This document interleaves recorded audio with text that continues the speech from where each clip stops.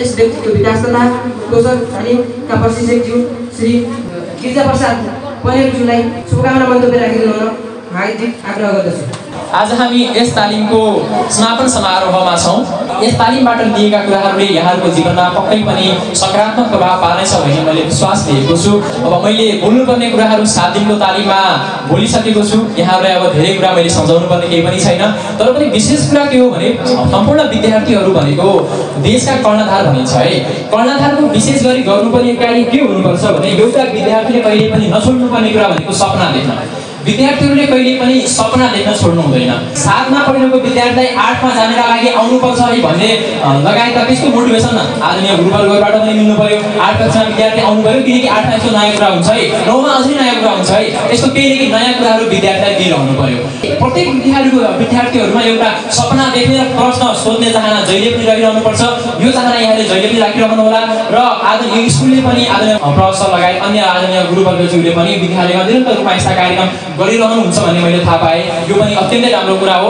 विद्यार्थीहरूका नयाँ प्रश्नहरूलाई त्यसलाई जवाफ दिनका लागि यस्ता कार्यक्रमहरू अत्यन्तै आवश्यक छन् किनकि हाम्रो शिक्षा प्रणाली गलत छैन तर पनि विद्यार्थी चाहे जतिको नहुन सक्छ। जस्तो शिक्षा प्रणाली यदि हामीले पढेका किताबहरू सबै कुरा छन् है, हामीले पढ्ने 1 देखि 10 सम्म पढ्ने कोर्समा नसमेटिएको केही पनि छैन है।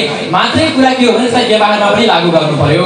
व्यवहारमा लागू गर्ने र समेटेका कुराहरूलाई व्यवहार लागू समस्या त्यसलाई व्यवहारमा लागू कसरी गर्ने त अब शिक्षकहरूलाई तालिम दिएर हुन्छ कि या कुनै प्रशिक्षक बोलाएर हुन्छ कि यसरी निरन्तर रूपमा हामीले भएका कोर्सभित्रैका कुराहरूलाई पनि व्यावहारिक रूपमा लागू गर्ने हो भने प्रत्येक विद्यार्थीहरू असल बन्न सक्छन्, सफल बन्न सक्छन्। एउटा भनाइ छ सफल भनेको ठुलो मान्छे बन्नु होइन, असल मान्छे बन्नु नै सफल मान्छे बन्नु हो। यहाँहरूलाई मैले जहिले पनि के भनिरहेको छु भने जीवनमा प्रश्न गर्ने सपना देख्ने अर्को कुरा इमानदार रहने। यदि इमानदार रह्यौँ भने हामीसँग अहिले 20 वर्षभन्दा कम उमेरमा हामी अहिले छौँ तर हामीसँग अझै पनि 3 वटा 20 बाँच्न बाँकी छ अर्थात् 60 वर्षभन्दा बढी अझै पनि हामी बाँच्न बाँकी छ। यो उमेरमा हामीहरूले कतै पनि दाग नलगाइकन जीवनमा सधैँ असल कर्मका साथ अगाडि बढ्ने उद्देश्य राख्नु पर्दछ। प्रत्येक विद्यार्थी जब असल कर्म गर्ने उद्देश्य राख्दछन् र त्यसपछि मात्रै विद्यार्थीहरूको सफलता निश्चित हुन्छ। त्यसकारण जहिले पनि हामीले इमानदार रहनु प्रथम कुरा हो साथीहरू। जीवनमा इमानदार रहने, सपना देख्ने र प्रश्न सोध्ने बारे जहिले पनि राख्नु होला, थाहा राख्नु होला। र यो तालिममा मलाई प्रशिक्षकको रूपमा विश्वास गरेर यो अवसर प्रदान गर्नुभयो आदरणीय प्रोफेसर लगायत सम्पूर्ण गुरुवर्गज्यू र यस भगवती मावि विद्यालय परिवारलाई हार्दिक धन्यवाद व्यक्त गर्दछु।